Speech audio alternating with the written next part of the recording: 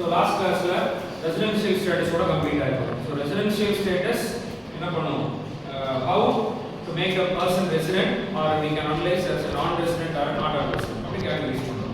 அதுக்கப்புறம் scope of income பார்த்துப்பீங்க, income earned in India, income received in India, business from outside, control from outside India, control inside India, any other income சொல்லுங்க.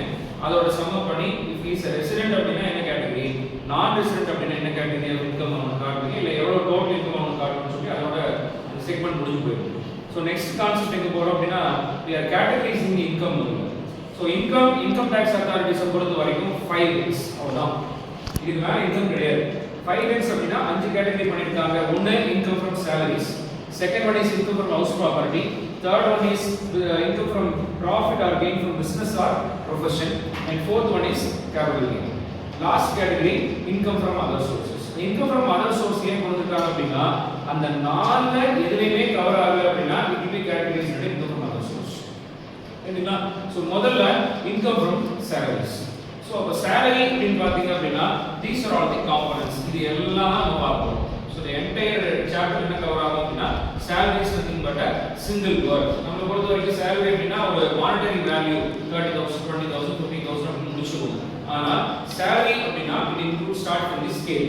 pay scale அப்படின்னு சொல்லுவாங்க. pay scale என்ன இருக்கும் அப்படின்னா 15,000 ஒரு hyphen போட்டு ஒரு 300 அதுக்கு அப்புறம் ஒரு ஹைஃபன் போட்டு ஒரு 20,000 அப்படி இருக்கும். that is called as grade scale அப்படின்னு சொல்லுவாங்க, இல்லனா pay scale அப்படின்னு சொல்லுவாங்க. அப்ப அத salary மீன் பண்ணுவாங்க. நாளைக்கு if you are going for employment அப்படினா அப்ப என்ன கேட்பாங்க, what is your pay scale அப்படின்னு கேட்பாங்க. what is your pay scale அப்படினா சம்பளத்தை சொல்லக்கூடாது, we need to spell out the 15,300 நடுவுல the value we call it as incremental value 600 300 இருக்கு, at last வந்து 20,000.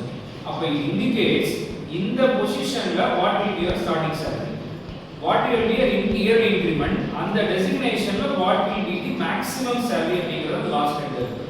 because sometimes we call it as pay band அப்படின்னு சொல்லுவாங்க. அப்ப salary அப்படினா முதல்ல characteristics பார்க்கணும்.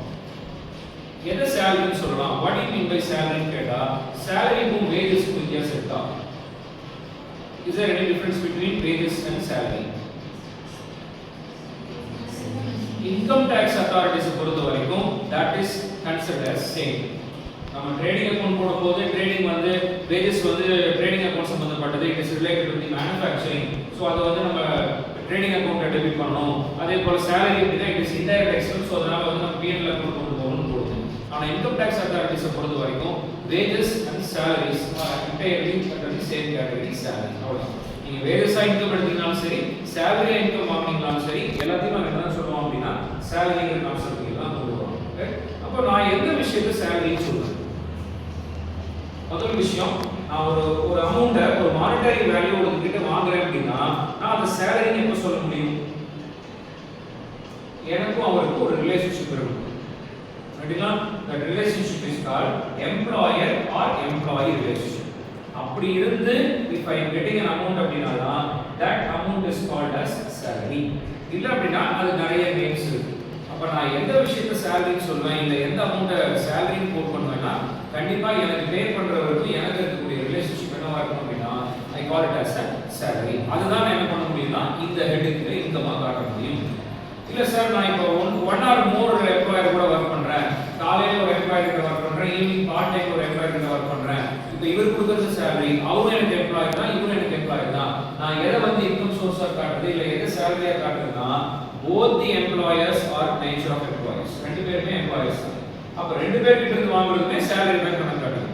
பார்ட் டைம் salary-ஆ இருந்தாலும் சரி, ஃபுல் டைம் salary-ஆ இருந்தாலும் சரி, both the employees கிட்ட இருந்து ரிசீவ் பண்ணக்கூடிய அமௌண்ட்டும் we categories under the category salary ன்னு வெச்சுக்கலாம்.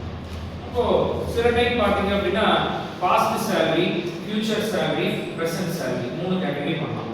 past salary for example covid டைம்ல your salaries are being logged கொடுக்கல, அதுக்கப்புறம் என்ன பண்ணாங்க அப்படினா கொஞ்ச நாள் கழிச்சு மறுபடியும் அந்த salary-ய கொடுத்தாங்க. சில கம்பெனிஸ் என்ன பண்ணாங்கன்னா ஆஃப்டர் கோவிட் எல்லாம் கிளியர் ஆனதுக்கு அப்புறம் அன்னைக்கு பார்ட் அமௌண்ட் தான் கொடுத்தோம், திரும்ப நீங்க உங்களுக்கு செட்டில்மெண்ட் பண்றோம்னு சொல்லி என்ன பண்ணாங்க, பாஸ்ட் salary-ய நீங்க இப்ப ரிசீவ் பண்ணீங்க and இந்த மந்தோட salary இப்ப ரிசீவ் பண்றீங்க. மேபி சம் டைம் என்ன ஆகலாம், salary அட்வான்ஸா நீங்க எடுத்துக்கலாம், 2 மாசம் salary அட்வான்ஸா கொடுங்க சார் அப்படின்னு சொல்லி என்ன பண்ணாங்க, you can take your salary as an advance. எப்ப எடுத்தீங்கனாலும் சரி, எந்த இயர் எடுக்கிறீங்களோ அந்த இயர்ல that is treated as income. Either it is a present salary, future salary or past salary எல்லாமே இங்க தான் கொண்டு வரோம் அப்படின்னா it is termed as salary. இது போன வருஷத்தோட salary சார், அதனால இந்த வருஷம் காட்ட மாட்டேன், இல்ல அடுத்த வர அசஸ்மெண்ட் இயரோட salary அப்படி கிடையாது. நீங்க எப்ப ரிசீவ் பண்றீங்களோ அது எல்லாமே அந்த இயரோட salary நம்ம ட்ரீட் பண்ணிக்கிறோம். ஓகேங்களா? இப்போ இதுல என்ன இருக்கும் அப்படின்னா உங்களோட எம்எல்ஏ எம்பி எல்லாம் வாங்குறாங்க இல்லையா, அவங்க வாங்குறது we call it as salary அப்படின்னா nil no இல்லைங்களா? ஏன் அவங்களோட salary சொல்ல முடியாது அப்படின்னா those people are not appointed. நம்ம appointment பண்றோமா, we are electing them. இதுதானே they are of the people by the people சொல்றோம் இல்லையா டெமோக்ராட்டிக்ல. அப்ப நம்மளும் அவங்களோட there is no employer and employee relationship. MLA MP பொறுத்த வரைக்கும் பார்த்தீங்க அப்படின்னா அவங்களுக்கு எம்ப்ளாயர் யாரும் கிடையாது. we are electing them and they are being appointed or placed as the MLA or representative of the people. அப்ப இவர்தான் எம்ப்ளாயர், அவங்க தான் சம்பளம் வாங்குறாங்க அப்படின்னு சொல்ல முடியாது. அப்ப அவங்க வாங்குற salary எப்படி காட்டுறது அப்படின்னா அது என்ன போயிடும்னா இன்கம் ஃப்ரம் அதர் சோர்ஸ் எல்லாம் காட்ட முடியும். If I am an MLA, I cannot quote my salary from the government as salary காட்டக்கூடாது. If I am an MP, government காட்டக்கூடிய salary காட்டக்கூடாது. அதுக்கு பதிலா என்ன காட்டிக்கலாம், I can categorize under income from other source அப்படின்னு போட்டுக்கலாம். சரிங்களா? அப்ப என்ன பண்ணிக்கங்க, இந்த மாதிரி salary அப்படின்னு சொல்லிட்டு நிறைய நேச்சர்ஸ் இருக்கு. place of salary இல்ல UNO இருந்து வாங்குற salary, accrual of salary. இப்போ நிறைய salary அப்படினா டிடக்ஷன்ஸ் நிறைய இருக்கு. அதுல எதெல்லாம் டிடக்ட் பண்ணிக்கலாம் அப்படிங்கிற மாதிரி salary அப்படினா டிடக்டபிளா இருக்குங்க. இந்த மாதிரி ஃபீச்சர்ஸோட இருக்கிறத நம்ம என்ன சொல்லுங்க, salary அப்படின்னு சொல்றோம். அப்ப அந்த salary அப்படினா not a single word, it includes everything. அப்ப இந்த salary குள்ள என்ன இருக்குங்க, it includes allowances, perquisites and profit in lieu of salary. அப்ப இந்த மூணையும் சேர்த்தீங்க அப்படினா you call it as salary. அப்ப இந்த salary கிடைச்சோம்னா சார் எனக்கு கைக்கு வராதுங்க. You have to deduct the area. என்னடா டிடக்ட் பண்ணனும் அப்படினா standard deduction as per income tax and entertainment allowance we call it as EA and last-ஆ பாத்தீங்கன்னா professional tax paid by the employer. இது எல்லாத்தையும் டிடக்ட் பண்ணிட்டு வரது தான் income from salary சொல்லுவோம். இதுக்கு கீழே என்ன பண்ணிக்கலாம் அப்படினா I can go for 80C அப்படின்னு சொல்லி deductions under section 18C சொல்லுவாங்க. It is preferred by income tax authorities. சரிங்களா? இப்போ salary அப்படினா இந்த மூணே ஆட் பண்ணனும் சார். அப்ப இதெல்லாம் என்ன அப்படினா first one we call it as allowance அப்படின்னு சொல்லுவோம். allowance அப்படினா amount is given to the hands of employee. employer என்ன பண்ணிட்டு வராங்க அப்படினா அந்த அமௌண்ட உங்களோட salaryயோட சேர்த்து உங்களோட பேங்க் அக்கவுண்ட்ல கிரெடிட் பண்ணிடுவாங்க. என்ன பர்பஸ்க்காக கிரெடிட் பண்ணாலோ நீங்க ஸ்பெண்ட் பண்ணிக்கலாம். மேபி யூனிஃபார்ம் அலவன்ஸா இருக்கலாம், லஞ்ச் அலவன்ஸா இருக்கலாம், ஹவுஸ் ரெண்ட்க்கா இருக்கலாம். அந்த மாதிரி நிறைய விஷயத்துக்கு என்ன பண்ணிக்கலாங்க, நம்ம இந்த அலவன்ஸ் ரிசீவ் பண்ணலாம். பெர்க்யூசைட்ஸ்க்கும் அலவன்ஸ்க்கும் ஒரே ஒரு சின்ன வித்தியாசம் தான். இங்கேயும் நமக்கு பெனிஃபிட் இருக்கு, இங்கேயும் பெனிஃபிட் இருக்கு. ஆனா இந்த இடத்துல everything will not be given in the form of cash, but you can enjoy the benefit. எப்படின்னா it is given in the form of kind.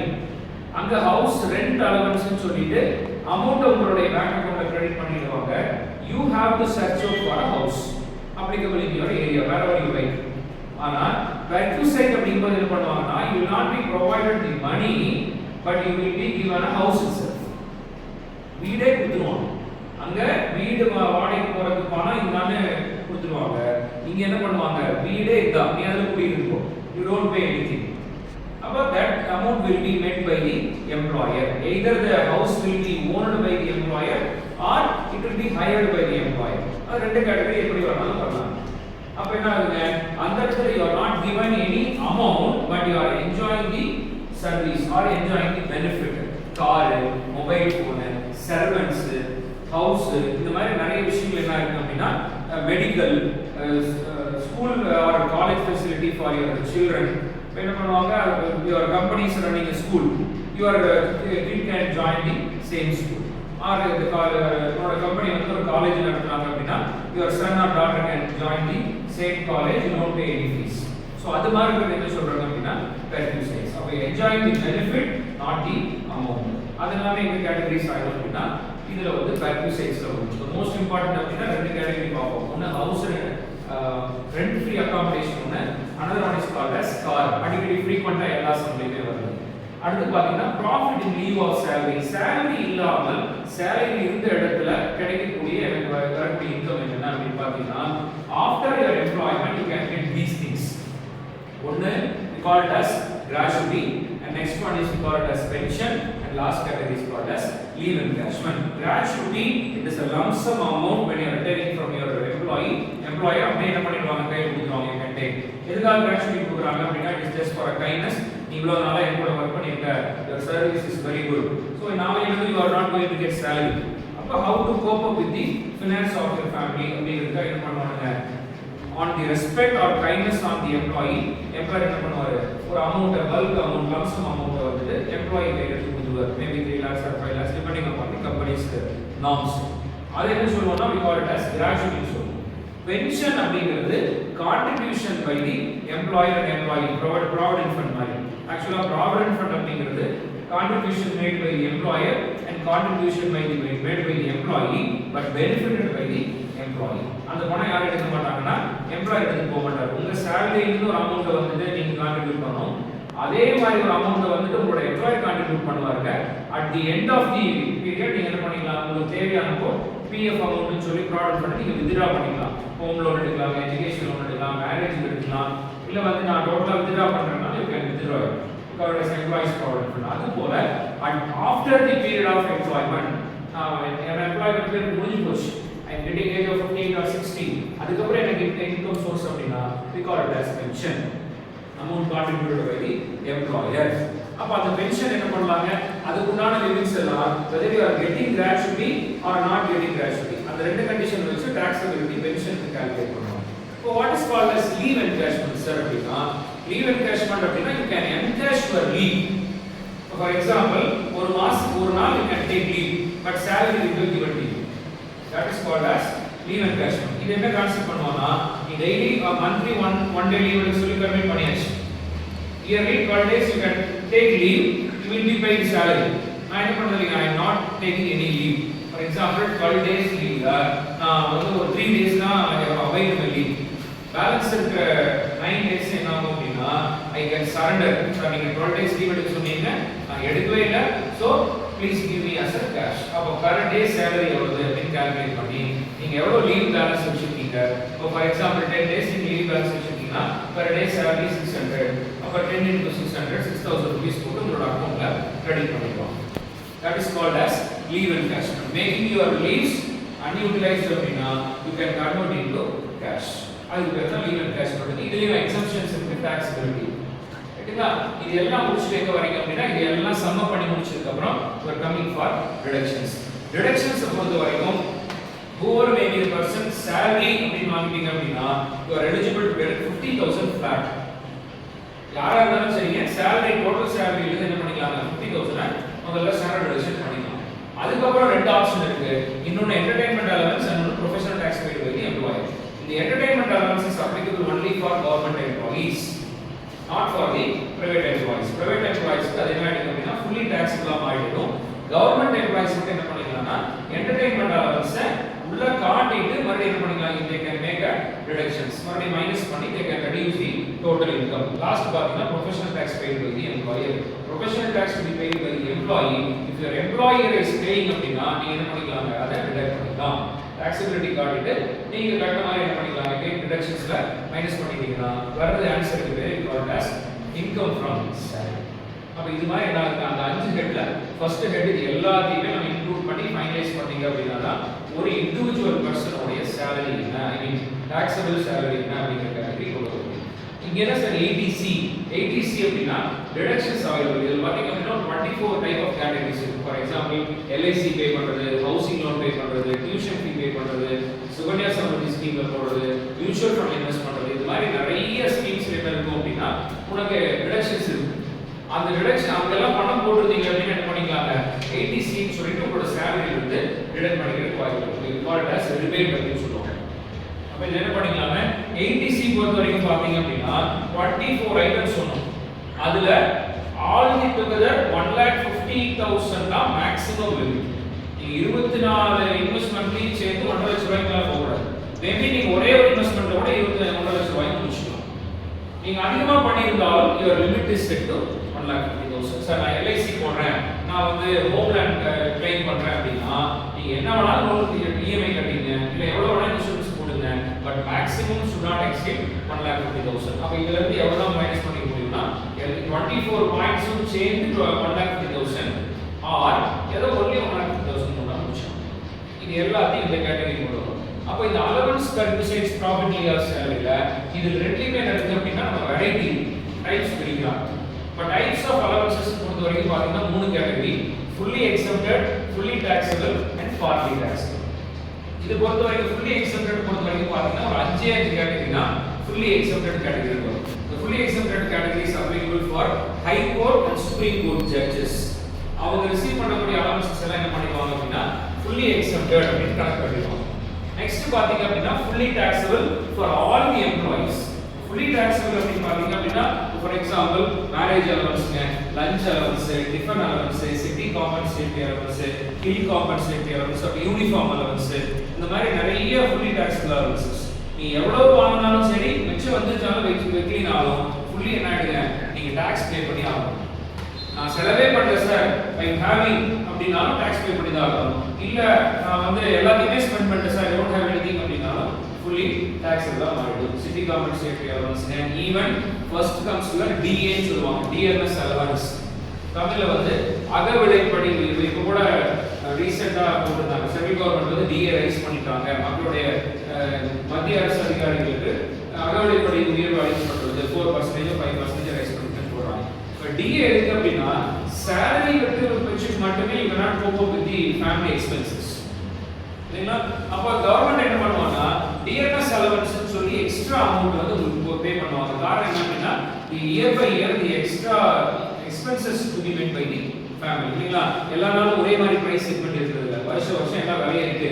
நீங்க அதே சம்பளம் வாங்கிட்டு தான் எப்படி விலைவாசி இது பண்ண முடியாது, கண்ட்ரோல் பண்ண முடியாது, அது பேர் பண்ண முடியாது. அதுக்கு கவர்மெண்ட் என்ன பண்ணுது அப்படின்னா salary remains same but your DA increases every year. கொஞ்சமா இன்க்ரீஸ் பண்ணிட்டே இருந்தாங்கன்னா சம்பளம் சேர்ந்து வரும். அப்ப you can meet out your expenses அப்படிங்கறத என்ன பண்றாங்க DA அப்படிங்கிறது ஒண்ணு is a fully taxable allowance. இது மாதிரி நிறைய allowances ஒரு லிஸ்ட் ஆஃப் allowances இருக்கு. almost 16 to 20 allowances. ரைட். அடுத்து பாத்தீங்கன்னா we call it as partly taxable allowance. Name itself decides some how much is taxable. இதுல அதிகமா நம்ம பார்க்கிறது என்ன அப்படின்னா உங்களோட HRA house rent allowance, children education allowance, hostel allowance, travel இது எல்லாம் பாத்தீங்க அப்படின்னா பாதி எவ்வளவு செலவு பண்றீங்களோ அது மட்டும் டாக்ஸ் எக்ஸம்ஷன் வாங்கிக்கலாம். Balance will be fully taxable அப்படிங்கிற மாதிரி போகுது. இதுல பாத்தீங்க அப்படின்னா HRAலயோ children education allowanceலயோ hostel allowanceலயோ பாத்தீங்கன்னா limit is already set by the income tax authorities. சரிங்களா. சோ ஹவுஸ் ரெண்ட் அலவன்ஸ் பொறுத்தவரையில பாத்தீங்க அப்படின்னா லீஸ்ட் ஆஃப் தி 3 எக்ஸம்ப்டட் அப்படினு சொல்லி ஒரு கேட்டகரி வச்சிருப்பாங்க. HRA வந்து 3 என்னென்ன கன்சிடர் பண்ணனும் அப்படின்னா நீங்க ஆக்சுவலா எவ்வளவு HRA வாங்குறீங்க, what is the actual received amount. Second category பாத்தீங்கன்னா what is your rent paid minus 10% of salary. Rent paid நீங்க தான் HRA வாங்கிட்டீங்க, அப்ப you will be paying some rent. அப்ப what is the rent paid by the employee நீங்க எவ்வளவு rent pay பண்றீங்க, உங்க salary-ல 10% எவ்வளவு இருக்கு, ரெண்டுக்கு இருக்கிற டிஃபரன்ஸ் எடுத்து ஒரு பாயிண்ட் வச்சு. தேர்ட் கேட்டகரி என்னன்னா where you are living, either in a metro city or a non metro city. ரெண்டு கேட்டகரி பாருங்க. மெட்ரோ சிட்டியா இருந்தா 40% எக்ஸம்ஷன் பே பண்ணிட்டாங்க. நான் மெட்ரோவா இருந்தா 40, மெட்ரோவா இருந்தா 50% கிளைம் பண்ணிக்கலாம். இந்த மூணு பாயிண்ட் கண்டுபிடிச்சிருக்கோம். Actual, rent paid minus 10%, தேர்ட்ல 40 or 50%. இதுல எது லெஸ்ஸா வருதோ that will be considered for exemption. எவ்வளவு வாங்குறீங்க அதுல இருந்து மைனஸ் பண்ணி பேலன்ஸ் இருந்தால் அவுட்டர் காலம் போட்டு டாக்ஸபிலிட்டி காட்டுறோம், இல்ல அப்படின்னா nil. அதே போல எஜுகேஷன் அலவன்ஸ் பொறுத்த வரைக்கும் பாத்தீங்கன்னா 100 rupees per child per month, but maximum of 2 children only. ரெண்டு பேருக்கு மட்டும் தான் claim பண்ண முடியும். Even you are having 3 or 4 children, education allowance பொறுத்த வரையில 2 children மட்டும் தான் eligible. அதுவும் monthly 100 rupees மட்டும் தான் claim பண்ண முடியும். அப்ப maximum என்ன பண்ண முடியும் அப்படின்னா 2 children இருந்தாங்க அப்படின்னா ஒரு childrenக்கு 1200 2400 அவரோட maximum claim. நீங்க எவ்வளவு education allowance வாங்குறீங்களோ அவ்வளவுதான் மைனஸ் பண்ணிக்க முடியும். அதே போல ஹாஸ்டல் allowance பொறுத்த வரைக்கும் பாத்தீங்கன்னா 300 per child. குழந்தைங்க வந்து ஹாஸ்டல் படிக்கிறாங்க அப்படின்னா ஒரு குழந்தைக்கு 300 ரூபாய் கிளைம் பண்ணிக்கலாம். ரெண்டு குழந்தையுமே ஹாஸ்டல் தான் படிக்கிறாங்க சார் அப்படின்னா 300 into 2 into 12. சரிங்களா. அப்ப என்டையர் அமௌண்ட் என்ன ஆயிடுங்க டைமுக்கு வந்துரும். இல்ல ஒரு குழந்தை தான் படிக்கிறாங்க, ஒரு குழந்தை வீட்ல இருந்து போறாங்க அப்படின்னா ஒரு குழந்தைக்கு என்ன பண்ணிக்கலாம் 300 into 12 நீங்க வந்து எக்ஸம்ஷன் கிளைம் பண்ணலாம். இது போல என்ன இருக்கு அப்படின்னா இங்க பார்ட்லி டாக்ஸபிள் அலவன்சஸ்ல we are having இதே போல டிராவல் அலவன்ஸ், டிரான்ஸ்போர்ட் அலவன்ஸ், நிறைய சின்ன அலவன்ஸ் யூனிஃபார்ம் அலவன்ஸ் இது எல்லாமே வந்து அப்படின்னா பார்ட்டி டாக்ஸ் அலவன்ஸ் வரும். இப்போ இதே பெர்குசைட்ஸ்ல பாத்தீங்க அப்படின்னா பெர்குசைட்ஸ் பொறுத்த வரைக்கும் fully exempted category ஒன்னு இருக்கு. It is for all employees. Either you are a government employee or non-government employee or private employee யாரா இருந்தாலும் சரிங்க fully exempted allowance ஒரு category. ரைட்டுனா அடுத்து fully taxable. Invariably யாரா இருந்தாலும் சரி fully taxable அப்படிங்கிற ஒரு category. Third category பாத்தீங்கன்னா taxable only for specified employees அப்படின்னு சொல்லுவாங்க. Specified employees அப்படின்னா one is getting a monetary salary of 50,000 and above per year. Monetary benefit மட்டும் 50,000 or he can be a director of a company. ஒரு கம்பெனில டைரக்டரா இருக்காரு. அப்படி இல்லனா he is having 20% of voting rights. ஒரு கம்பெனில 20% voting rights இருக்கு அப்படினா இந்த மூணு கேட்டகரியில ஏதோ ஒருத்தரா சூஸ் பண்றோம் இல்ல அவர் எலிஜிபிலிட்டி கிரைட்டீரியா இருக்காருன்னா he is called as specified employee. Director of a company 20% voting rights